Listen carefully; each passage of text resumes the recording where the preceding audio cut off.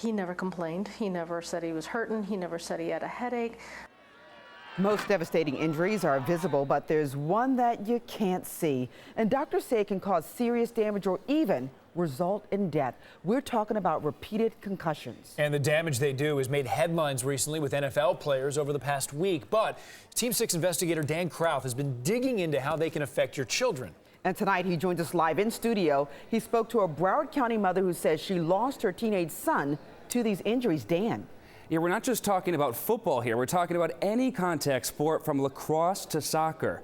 The Team 6 investigators reviewed records across the state from Tallahassee to Miami and discovered how well your young athlete is protected depends on where you live. Concussions happen on fields across South Florida every week. It's what happens right after that can be a game changer in a student's life. No parent should ever have to go through this, ever. Diana Brett says her son Daniel lived to play football. Back in 2009, Brett had no way of knowing a JV practice game in Weston would be his last. So he actually pulled himself off the field and said, "Coach, I can't see." Looking back, she says she now knows her son had been hiding head injuries. He eventually told us that he hid 10, 15, who knows how many hits to the head. Brett says he began suffering from migraines and depression. A year and a half later, when he was just 16, he took his own life. What he died of was a result of all the disabilities that resulted from all of these concussions. University of Miami concussion expert Dr. Jillian Hotz treated Daniel for head injuries. Any symptoms should be reported to an adult. Dr. Hotz helped push through strict helmet laws in Broward and Dade counties, where helmets are changed out every 5 years, rather than the usual 10 years adopted by other Florida counties. We really want to make sure that these kids are playing with fitted and strapped on helmets. If your child's helmet is certified, there should be a sticker right here on the back that shows the date it was made. And there's also another sticker right here on the inside that shows the last time it has been reconditioned. If it's a used helmet, it should be reconditioned at least once every year.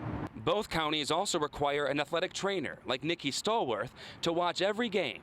Her job to pull athletes out of the action. They've always been instilled that you have to be tough and you're a man and not to cry. So that's a very hard barrier to break. Brett fought for what's called baseline testing in Broward County, a test all athletes take before the season starts, and again after every hit to the head. It tells us about how they're thinking, their memory, their reaction time. Brett won her battle. That testing is now mandatory, making Broward and Dade the only 2 counties in South Florida that require mandatory testing. It's your high school career. Don't ruin possibly the rest of your life. And Diana is pushing for more. Dr. Hotz was just at the White House last month speaking with President Obama about this very issue and how to better protect our kids. She has treated nearly 200 kids with concussions in Miami-Dade alone over the past year and says she's seen an increase in these types of injuries in lacrosse players and female soccer players as well. In the studio, Team 6 investigator Dan KRAUTH, NBC 6, South Florida. And if you have a story you think the Team 6 investigators need to check out, send an email to team6investigators@nbc6.com or give a call to our tip lines. They're on the screen.